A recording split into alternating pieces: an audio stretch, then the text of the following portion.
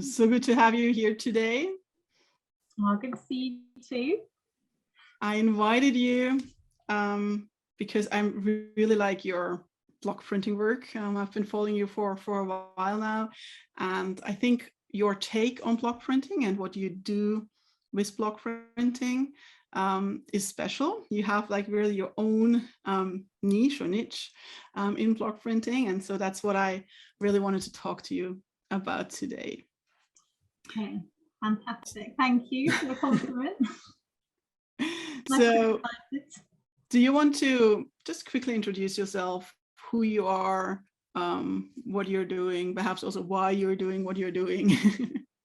Yeah, sure. So I am an artist based in Edinburgh in Scotland, and I work part-time for a museum. And I love making art about my condition, arthritis, which I've had since I was 4 years old, and just exploring what joints and arthritis look like through art and making them beautiful, hiding them amongst leaves and fruit and flowers and birds and things. And block printing is one of the ways I like to do that, but I do struggle to choose a lot of the time on my medium. So I've just been trying to focus the last few years a bit more on printing, because I think I'm getting more out of just trying to focus on one medium. So yes.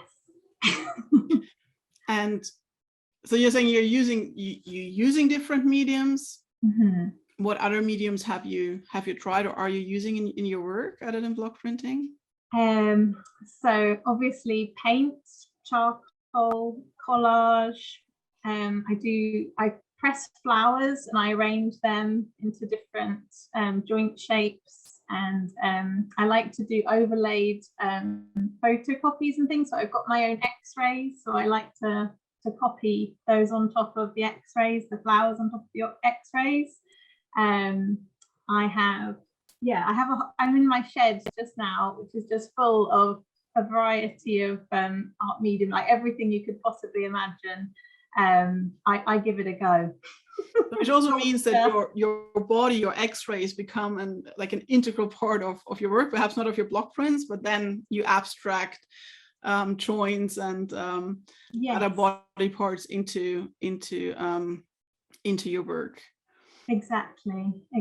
So I've got a source book of different joint shapes, which I'm using. I can show you actually. Yes, please. So this is the spine, the different elements of the spine on the front, and then at the back I have some scrap patterns, and basically half of this book is patterns and half of it is joints and the shapes that I take from them. So these joints at the front go into making the patterns at the back, if that makes sense. So this is like my source of how-tos, which I then use. Yeah.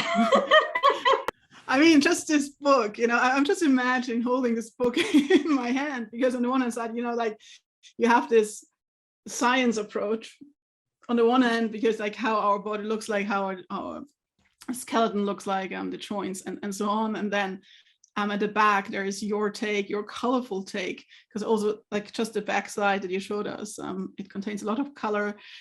It's beautiful patterns, especially if you look from further away, you would never be able to tell that, the patterns actually are made up of joints and these kind of things. And yeah, that's what I love about it. If, like one of these patterns, perhaps up close. Oh, nice. Yeah. Yeah, sorry, I'm getting distracted. But yes, you're right. I love the way that things can be hidden inside a pattern, and I think that's maybe like what attracted me to patterns in the first place. Yeah. And you said, so how did you get started with block printing? Let's put it that way. Let's kind of start at the beginning. How did you get started with block printing, or what drew you to block printing, and perhaps also what brought you to block printing now? So I was kind of fascinated by printmaking when I was at school. And I think that was partly because we couldn't do it, like it wasn't on our syllabus. So as soon as I learned to drive, I grew up in the countryside. I signed up to do a course at a local college. It was an evening course in printmaking, and it was lino printing. And it was just the most exciting thing for me, like these big presses and like a group of people all making together. I just found it really exciting. And then the idea that once you carve this little bit of lino, you can print it again and again. And I mean, maybe that's, I don't know if that's like a laziness in me, where I was like, you can just do it once and then you'll get like 100 versions. This is amazing. But it was just, I think the process just, I found so, yeah, I really wanted to have a go. I loved it. I loved that evening course. And I didn't really print again. I'm trying to think. I mean, I did an art foundation after school, and we did a little bit of printing in that. So that's like a year that we have in the UK, like after you finish school, where you do like a little bit of every type of art. And then I studied art history at university. And in my final year, I was looking a lot at wallpapers, William Morris, and I started to look for like the patterns and where he joined, like where was the, and I started to go on PowerPoint, on Microsoft PowerPoint, and try and like draw the squares of where his patterns would meet. Yeah, so that just kind of like ticked me off again on this sort of interest. So you were actually dissecting his patterns to understand how they were made, because I mean a lot of his work is block printed as well, right? And okay, that's fine. Yeah, exactly. And it's, yeah, they're quite complicated. Like I'm not sure actually how he would have made them back then, or how the company made them. That's something else to explore. So my first ever carving from home with a speedball, bit of lino was William Morris. Oh wow. So this is my oldest bit of speedball, and it was like the what's it called, like I don't know, introduction kit or something. And it came with this, which is actually the only thing I actually have. I've only ever used this one really terrible, what do you call it, carver device. Yeah. Yeah. Lino cutting tool. Yeah. Lino cutting tool. Yeah. Gouge. Yeah. However you want to call it. Yeah. But I wanted to make this. So I actually wanted to make it personal to me, and I was still really interested in turning my joints into something beautiful. And I made I think it was like an A0, it was really large print of this, and I just printed it in white. And then over the top, because in my head I was thinking this is my base, over the top I painted in watercolor. I painted on the green leaves and the peachy colored fruits and the lemons, and then I printed out hundreds of tiny little ankle x-rays from my ankles, and then I stuck those onto the leaves and I repainted them in, so you could just about see them, like I knew that they were there on this absolutely huge piece of wallpaper. So that was my first kind of foray into it. I didn't really know what I was doing. I just knew I wanted some William Morris wallpaper with my ankles in. Wow, what a combination. Do you still have a photo? Like, do you still have this artwork? Yeah, I do. Do you want me to go and guess it? No, but I mean, I think what we can do is perhaps you can send, if you mind, you can send me a photo and I can just kind of link it. Or send me a link to where people can see it, have a look at it, because I think with, you know, like the story behind, I think people will look at that piece of artwork just differently.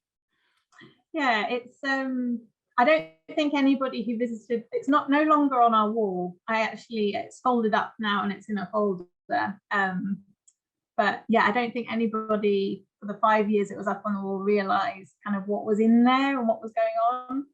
How personal that piece was, right? You were like hiding a lot of your story in that piece with the ankle x-rays. Yeah, exactly. I think most of my work until recently has been really hidden. Like you would never know kind of what was going on underneath, which is something I really like, because I like contemporary art and I like kind of hidden meanings, and I think it's nice for it to mean something to you, but then maybe someone else can read what they want from it as well. So yeah, that was my first go.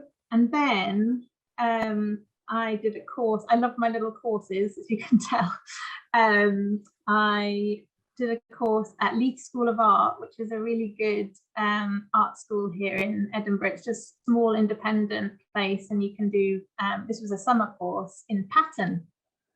And there was a Canadian artist running it. They bring in artists from around the world, which is really nice, to do different types of art, and it's just very creative. And so I saw this and I thought, yes, I need to do this. I'd just done my Morris wallpaper, and she sort of opened my eyes as to how you can flip and rotate and all of this. And hang on, oh, I'll show you this. This is what I made at the end of the week, which is my first, so this was a physiotherapy pattern. Oh, wow. One wouldn't be able to tell, to me, it just looks like a beautiful pattern. Yeah. Very, very much like tiles. But it's actually made of paper, so it's photocopies. It's not printed. It's which is what kind of where I've sanded it away there. So this was exhibited at the end of the week. You have like a mini exhibition, which is quite a nice thing, with this book. So I'll just show you this book. This is like this is when I realized, wow, like pattern can do so much more than just, so this is the physiotherapy diagram. Mm-hmm. I think it's showing you to twist your hands like this, and it's keeping your wrists sort of supple. So then we had it flipped in half. Mm-hmm. And the first side of the print was like this, which is maybe not so interesting. So I did 2 of those. But this one I loved, and this is what I made the big print out of. And it's all just photocopy. So I hadn't really joined up in my head at this point that I could carve this. That took a bit longer. And as the book goes on, I like this, it's quite Mexican. It looks like cactus to me. As the book goes on, I made it so that the tiles sort of slowly kind of faded away. Fading away, yeah. Like they would on the wall. And I kind of like the, this was on fabric at the end. I like the idea of it sort of echoing joints, kind of fading away, and that sort of fleeting nature of life. And yeah. So I was going to say this about pattern. I think like our bodies are made of it, like with our breathing and the different things we do every day. Obviously, like the world is made of it as well. We've got the waves and the seasons, and I think like there's pattern everywhere, and I like kind of reading into like some metaphors there around, repeating with your blocks. Yeah, I don't know if I've described that very well, but I suppose I just see pattern everywhere, and it's just nice to feel like some sort of agency over it. Like you can make your own patterns, and this is the stuff of life, I love the analogy, between kind of our world and our bodies, all being kind of consisting of patterns as well, and then kind of the patterns that we see as, perhaps just a beautiful add-on in the world on some surface, like this connection then again, I'm connected to your body or to our bodies through different stories. Yeah. I love this analogy. And I also love, because I think that there's another theme in your work, there's another book. A book? You showed us that your book in the beginning. Yeah. And then now the book that came out of this summer course. So I feel like you're very much working in kind of these little presentable pieces of art, like little books that you can actually show. And it also shows your process really, really nicely, because where you started with that one physiotherapy pattern, and where it ended in the end on the fabric. I mean, you could totally see the connection, the steps you were taking, but when you look at the first picture and the last picture, the connection might not be visible anymore to somebody who hasn't gone or hasn't seen your process. But that's the beauty of like playing with patterns or coming up with patterns. Often we start from one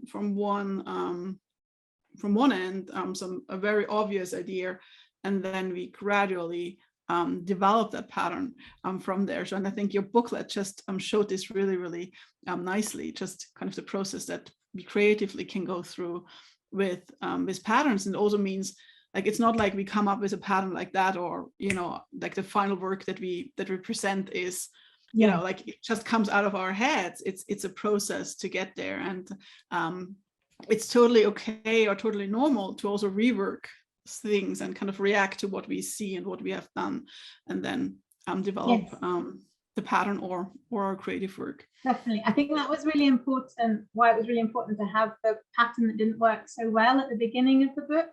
I also have another sketchbook from that week that has more trials and obviously different physiotherapy, and this was just the one that worked the best. Yeah. Exactly. And I thought, I think as well, like I do a lot of books because my memory has never been that good. So I like to have this note to myself almost that this is how you do it. And I think by doing that, I remember better. Yeah. I'm also obsessed with making books now as well. This is another one of my mediums, and another one of the little courses that I do, because there's a bookmaker here in Edinburgh, Cass. I've done a lot of her courses now, and she teaches you how to do different bindings and which papers are the best. And yeah, so that's another thing I'd recommend. So your books are actually really a piece of artwork, handmade, and yeah, exactly. I was going to show you. Well, I don't know. No, go ahead. You'll have me here for hours, Alex, showing the books. One of the pictures you saw before in the bigger book was of pots. So this is one, just a simple book that I made with Cass, but it's basically the patterns that I've made this year thanks to Can you hold it up a little bit higher, please? Thank you. Yeah, of course. So perfect. Kitchen pots. And it's just literally a book of pots.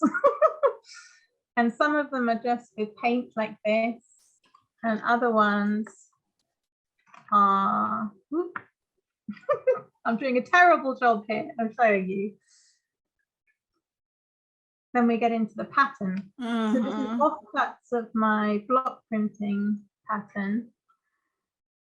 And again, I'm really distorting the joints that are in. I can see that that's a hip replacement there. If I really look, I would be able to tell you what. That's a collage of, you were kind of you took printed paper and you cut it together. Okay. Exactly. So hang on, I'll find there's a big pot somewhere. This one, I like this one, which is just like a pile of bowls. So yes, it's collage together with block printing, together with bookmaking. Hiding. What a combination. So now you got us curious, I think, to show us a little bit more of your patterns. Like you're hiding your patterns, but perhaps you can also show us, some of those prints at a larger scale.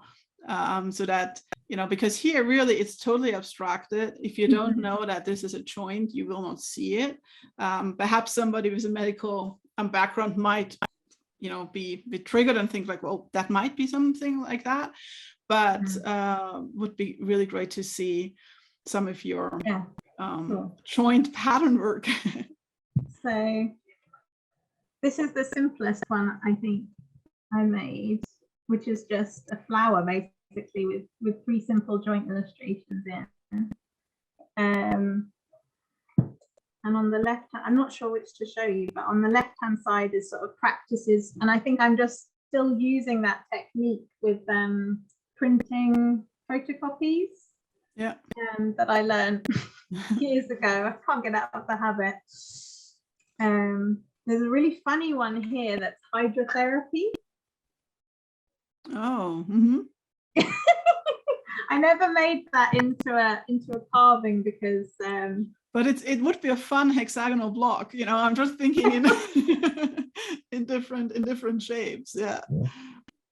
Oh, this is gate. This was like an illustration that I had on Can you hold it up a little bit further? Yeah, thank you. Yeah, I think the sun is coming out now, so it's harder to see. So it's can you see the footprints? Yes. Yeah. And then that's it, just layered into, and I've layered some watercolor on there as well. I really like this one. I think it's quite successful. You can see the pelvis. Nice. And so just for the viewer, kind of one of these colorful blocks. So let's say this pink block in the center, that would be kind of your print block. Yeah. And then you are building up a pattern with this one block, using different colors and different printing techniques to come up with this lovely pattern full of lines. And it even looks like hearts to me, you know, like you always have this heart shape in there. Yeah, it does. Maybe that's, I think with this one, maybe I don't love it as much because of the hearts. It's maybe a bit too lovey-dovey for me. I love the colors. I was really happy with the colors, and I think the lines in between are really successful, like the little wiggly lines in the middle here I really love. And did I understand this correctly before? You're using one single gouge or one single lino cutter. You don't have a different width or anything like that. So it's actually a super simple setup that you're using. Yes. One piece, one lino cutter at a fixed kind of width. Is it? Do you know? Is it a V-shaped one? It's a V. It's a V. Yeah. So because it's a V, you have a little bit of variety, but still you have one single. That's perfect. I mean, you know, you wouldn't be able to tell from the work you're doing that you're just using one and that's just under parentheses, right? There's no right or wrong. And you're using just one cutter to make all your work. That's amazing. Yeah, I mean, it definitely, a lot of the time I can tell I need something better because I'll accidentally cut into, you know, the other side if I'm trying to do like a small area. But it works okay. And I bought one of these slip strops, which you recommended, Ali, to sharpen it. So I have been sharpening it recently, which I think has helped for like the smaller details. But it's not the best. So I actually I do love blues and greens a lot. I think because it looks more natural, maybe. I'm just trying to find, there's one that's my favorite that's like another. This one is so funny. It looks like a little alien. And what is it like from a physiology? It's a hand, but it's with it's, you know, like a hand with sort of nodules on. I can't remember the exact name. I've got one of them, you know, like a little can't remember what they're called, but it's a really arthritic hand basically with little nodules on the side. And I think without the little alien head, I would be happy with this one. This one I loved, and this is a joint with osteoarthritis, and I think it looks really mechanical and like pistons almost. And I suppose that's part, like the body is sort of a working machine as well. So yeah, I worked a lot with this print. I think I did like 20 different types of patterns with this one. I also love the colors that you're using, like very bright, cheerful, but then also like on the one hand side you have the yellows and pinks here, and then the blues and greens on the other one. I love your color combinations. Really nice use of color in your work. Just makes it really joyful to look at your prints as well. And I think I've gone with like a cool and a warm, if that makes. Yeah. And I think I do that a lot. Try not to mix the two. So this is that same print again. Can you just show us the variations of this one? Because that's, I mean, that's the same block that you were using here. Block. And there's a completely different pattern. You were layering on your block here. And you're still just using one block, and it just looks, the pattern looks totally different to what we saw before. I think these ones, it looks really like something you'd have on the table, a tablecloth or a tea towel. Gingham. And again, this is the same. And I've just realized, yeah, I have something else I could show you, but you'd be here all day. I did this with what's it called, cyanotype as well. So yeah, so one thing I discovered, this is another course I did this year, was in making cyanotypes, and I realized I could combine it with block printing by printing in ink onto a thick sheet of plastic acetate, and then just leaving that on top of the paper for the sun to expose. And then I would move it slightly and I could do another layer. So I did the same with cyanotype. So that's layered, but twisted round on itself, if that makes sense. And it was really rich and blue, and yeah, that was really fun. I want to do more of that, definitely. Yeah, actually, I also was experimenting with cyanotype this summer and combining it with block printing. I haven't shown any of it yet. I need to sort through my cyanotypes, but yeah, it's addictive as well, I find. So it was really beautiful to play around with cyanotype, but to see your take on it, it's definitely totally different to what I was testing out this summer. But yeah, the blues are just plastic as well. Were you using like a sheet of acetate, or? I was using, like, I was really experimenting, combining it with flowers. I was trying to then print over it, these kind of things. I was also using just my screen printing negatives as such, to use for the exposure, these kind of things. So I was experimenting quite a bit with only in September. I wanted to do it all summer, and then in September I was like, okay, now summer is almost over and I need to get started because otherwise I wait another year. And so yeah, so I was really just looking at, how can I combine it, how does it work? I mean, first figuring out how does cyanotype work, what works, what paper works, and these kind of things, and then trying to see how it works, how I can combine it with block printing, because that's what I really wanted to do. Yeah, no, it's really exciting when you realize like all the materials you already have can create something completely new. Yeah, and I was able to use up some paper that I didn't like for block printing, and it was perfect for cyanotype. So I was just I could just use that. It was perfect. Didn't need to buy anything new. Yeah. Oh, that's fab. Yeah. Oh, I'll show you. There's one I want to get to. Oh, I do like this one actually. Oh, nice. And so this is it a diamond shaped block, or is it more a triangle shaped block? It started as a square. Okay, so you have like half of the block, half of that shape you're on the block. Mm-hmm. Yeah. So it was just, I suppose this was the first time I was using the square not as a square, just joining up the areas. But a lot of people say to me it looks like somebody doing this, you know, with their hands over their eyes. Oh, okay. But it's actually inside a cell, so it's really hidden what this one is. Where's my, okay, I wonder if I passed it by. Quite possibly. Oh, it's this one. This one, yeah. Which is a hip replacement one.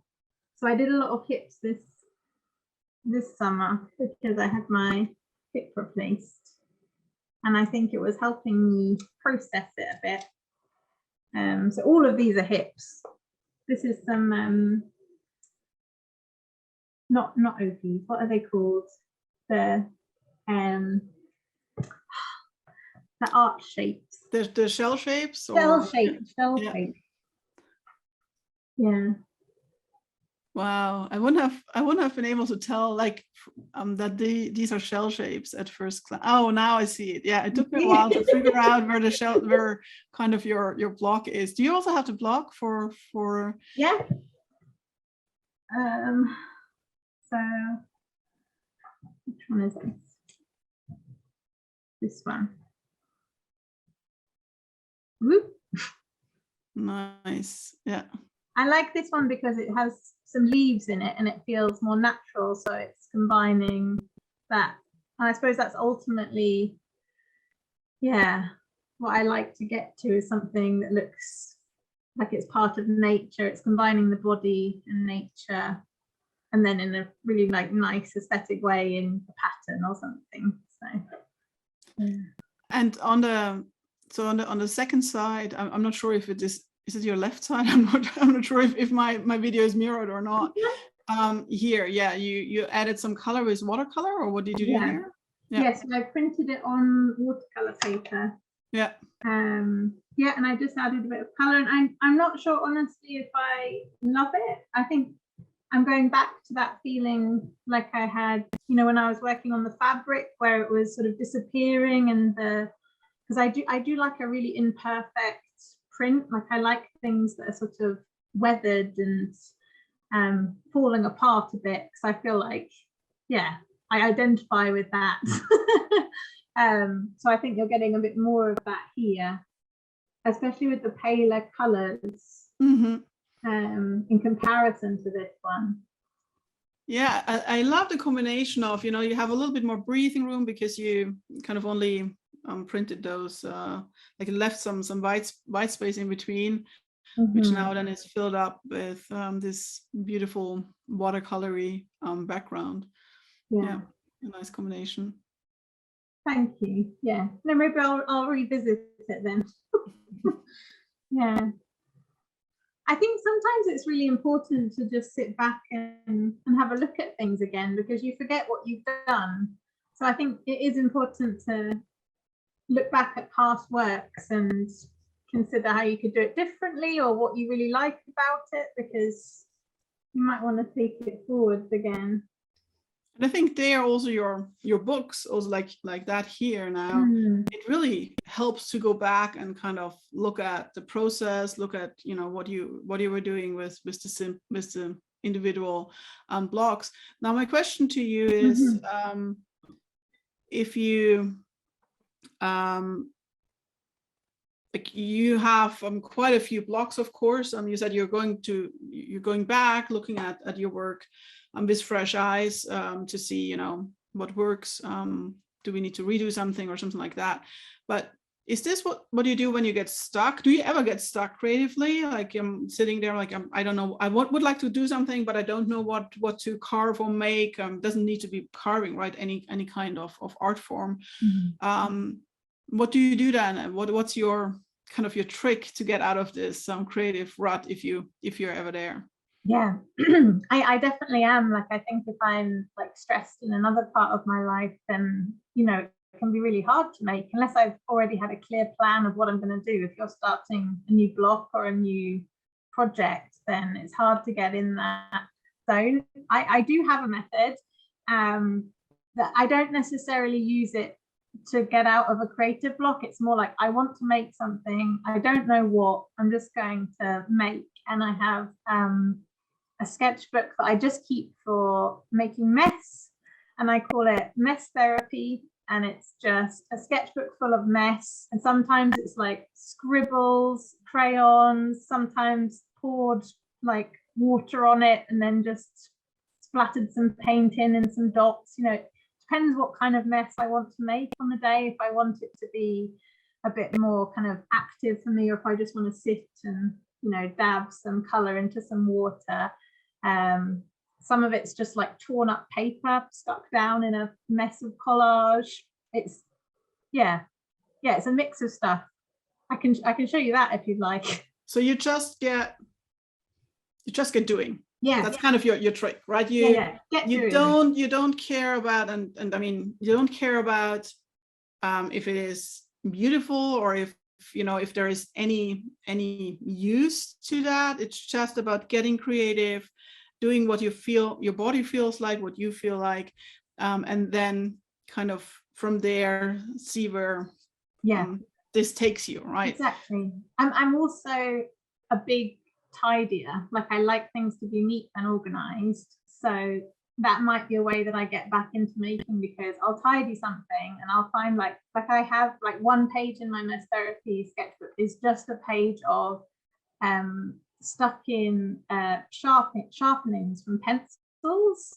So it's just like a page of, so if I'm tidying up, I'll empty that out and then I'll just stick it in. So that's a really random way to feel creative, but I do, because I'm thinking about where I'm placing that shaving. You know, sometimes they're in really beautiful curves, like if you've been sharpening the pencil for a long time. And it's sort of little things like that that sort of spark your brain off again, I guess, and make you think, yes, I'm, you know, I can do what I want. Yeah, it's nice not to have rules sometimes, and having a space for that, I think, is really important. So, yeah, and I think giving oneself space to just be and just do without needing a result there, right? Without needing a pattern or a new block, whatever it is, right? Exactly. And I find, like, actually a lot of the stuff that I love that I've done is accidental. Like, it's maybe like the prints on the side of where I've been printing, you know, it's whatever's underneath, and that's caught some splatters and some interesting shapes, and I'm like, oh yes, for some reason that inspires me sometimes more than the kind of perfect print that's, you know, in the folder just showing you at the end, because it's accidental and messy. It's like life. So Amazing.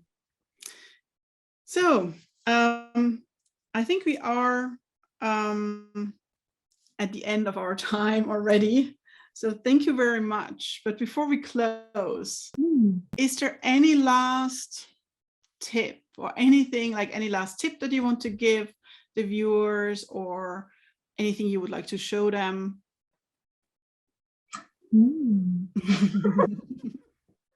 I think you should make what makes you happy, and not be too afraid of what everybody else is making, because, like, there's so many possibilities. You know, I think it can be a bit overwhelming when you see what amazing things people have made in the past, but there's always something new to make.